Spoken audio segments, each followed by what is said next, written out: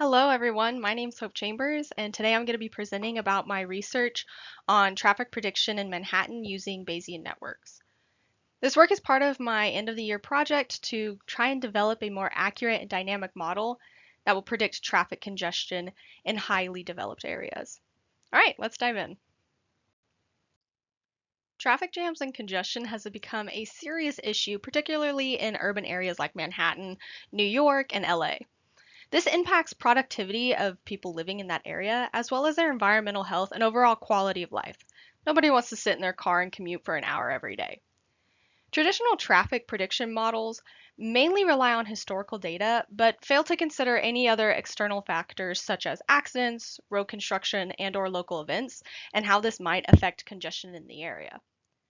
For this project, I'm going to go ahead and explore how Bayesian networks can address these limitations by incorporating uncertainty and using diverse data sources. What I want to do here is develop a traffic prediction model using Bayesian networks that integrates not only our old historical traffic data, but also accident data. This can really improve congestion predictions by considering our time-dependent variables as well as event-driven variables, like our accidents and road closures. This can have a huge impact if applied to the correct model, and it will be a very reliable tool for urban traffic management, and it can help reduce congestion if applied correctly. For this study, I utilized public datasets from the New York City Department of Transportation, as well as datasets from the NYPD Motor Vehicle Collision dataset. These datasets provide detailed traffic volume and accident data. However, data collection varies by time, location, and completeness, which can pose some challenges. However, the Bayesian network is very well suited to handle such inconsistencies, and I can integrate both data types to improve the prediction of this model. It does require a few pre-processing steps, but it's very easy to clean up and visualize, as we can see on the next slide. So here we have the plotted data of our congestion level and our average accidents from the public data sets that I mentioned earlier. We can kind of see on Monday and Tuesday that the trends of the average amount of accidents and the amount of congestion in Manhattan seem to be pretty directly correlated. Where we see a high number of accidents, we're also going to see a high amount of congestion. And then here is our congestion and average accident levels for Wednesday and Thursday. These kind of follow a similar trend of Monday and Tuesday of just having a lot more accidents and congestion during our peak travel times of people going to work and coming home from work. Now, Friday, Saturday, and Sunday is actually really interesting data because we see a high amount of congestion more in the middle of the day and accidents, as well as past midnight going into 3 a.m. We'll see more congestion and accidents than are usually shown on other days of the week. And we can kind of infer that this is because people might be going out and hanging out with friends late at night, and then they're doing more traveling past midnight, or they're going out drinking, or even just driving when they're tired can result in a lot more accidents. And we're going to see this trend follow later in our Bayesian network as well. To better understand this project, let's just do a brief overview of what exactly a Bayesian network is. All this is a graphical probabilistic model that's going to use a directed graph to represent our variables and how they depend on each other. For this model, there are nodes which represent our variables, and in our case, it's day of the week, hour, accident level, and congestion. And then we're going to have edges that connect these nodes together directionally to represent how they depend on each other and the relationships between all of these variables. For my model, I used a conditional probability distribution, which will help quantify how much one variable is influenced by another. This makes Bayesian networks very powerful when understanding and predicting complex systems with uncertainty. In the case of my traffic prediction model, it has a lot of uncertainty and randomness, such as accidents and unexplained delays, and this is going to play a significant role in the Bayesian network. Using the Bayesian network will allow us to model these uncertainties explicitly, and it enables us to make better predictions and infer probabilities as new data becomes available. The process of creating a Bayesian network begins with identifying key variables that influence our system. In my case, it's day of the week, hour of the day, accident level, and congestion level. After we have figured out these variables, we can then establish how these variables are dependent on each other. For example, traffic congestion is influenced by both time of the day as well as accident level, because if there's an accident at 5 p.m. during rush hour, this is going to cause a lot of congestion. Then we need to define the conditional probability distribution for each variable.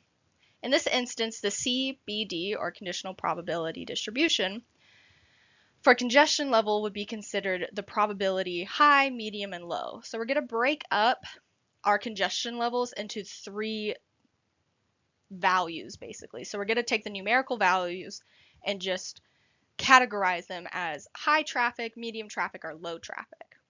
And this is going to help make the model a little bit easier. And then lastly, we're going to use this structured network to run a probabilistic inference. This allows us to predict outcomes and better understand what exactly the model is doing.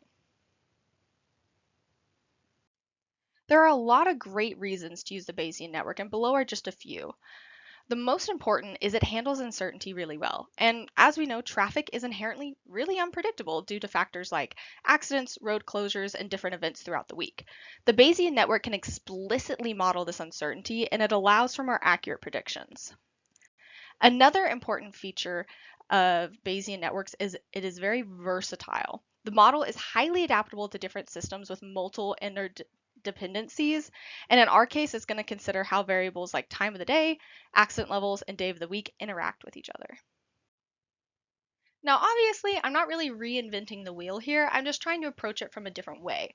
So a lot of research that I checked out for traffic prediction used time series forecasting. And then a great example of this being used in real life is Google Maps.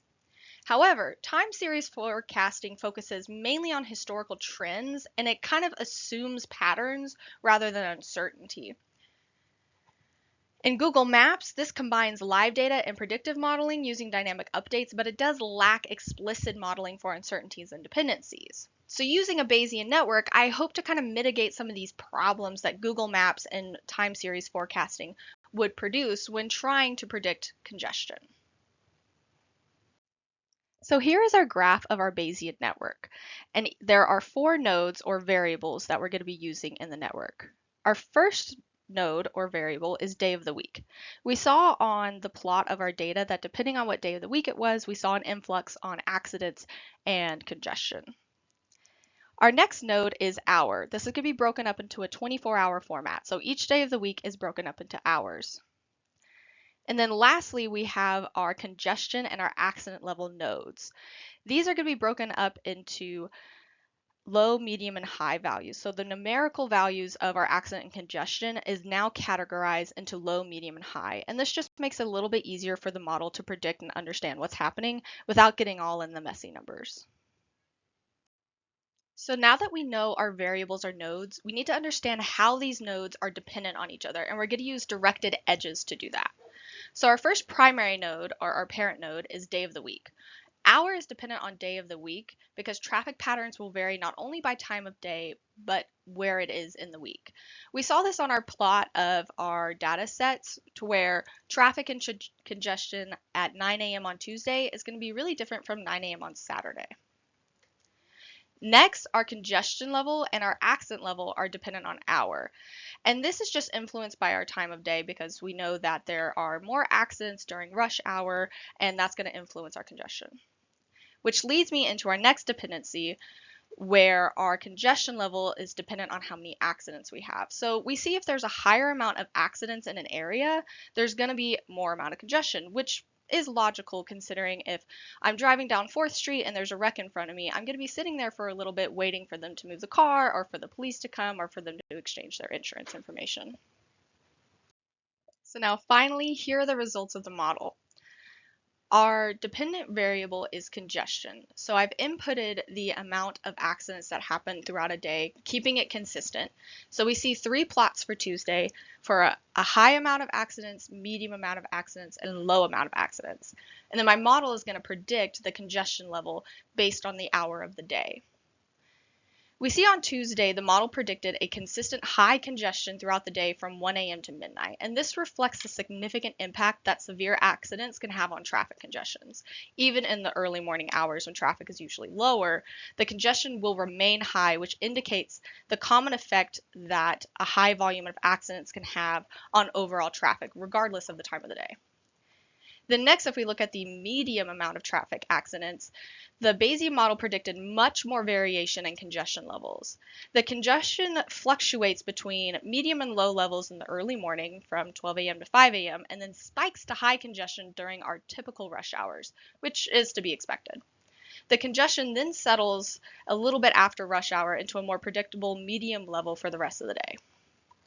However, if we look at our low accident data, it's a little bit confusing because there's a high congestion around 10 a.m. and it just stays that way. This is because in Manhattan, there's usually no low amount of congestion, and so the data is a little bit skewed here, which is really interesting because it would be basically unpredictable for there to be a low amount of accidents because the data shows that there are just frequently accidents in Manhattan. So that's why we see kind of an understandable low in the early mornings to 9 a.m. and then it spikes randomly to high and stays that way. And that is just because of the lack of valuable data for a low amount of accidents. On the other hand, when our model looks at our accident level for high, medium, and low on Saturday, we get very different graphs. For a high amount of accidents on Saturday, the model predicted a similar pattern of high congestion with a notable drop to median congestion during the late morning and early afternoon. And to me, this means people are driving to brunch or getting around, and then traffic kind of dies down when people are more settled. And then we see for a medium amount of accident data, much more variation, similar to Tuesday, but at different times. And so it shows a more complex pattern. Around 12 a.m. to 6 a.m., the congestion is altered between medium and low, which reflects the impact of the medium severity accidents on our congestion levels. And then during the later morning into early afternoon, the congestion levels stabilize at a medium before fluctuating again as traffic volumes will increase into the evening hours and then decrease as people are going home around midnight. However, we once again see this spike for our low accident data saying that we're going to have a high congestion throughout the day around 9 to 10 a.m. And this is once again just because our data did not contain a lot of examples to teach our model about what low accidents would do. So in conclusion, the Bayesian network successfully predicted our traffic congestion in Manhattan by integrating both time-dependent and event-driven data. This offers a very adaptable and reliable tool for predicting urban traffic. Moving forward, I would love to advance this problem by using other data sets, trying to integrate real-time data, and expand the model to other cities outside of just Manhattan. Thank you for listening to my presentation. I hope you enjoyed it.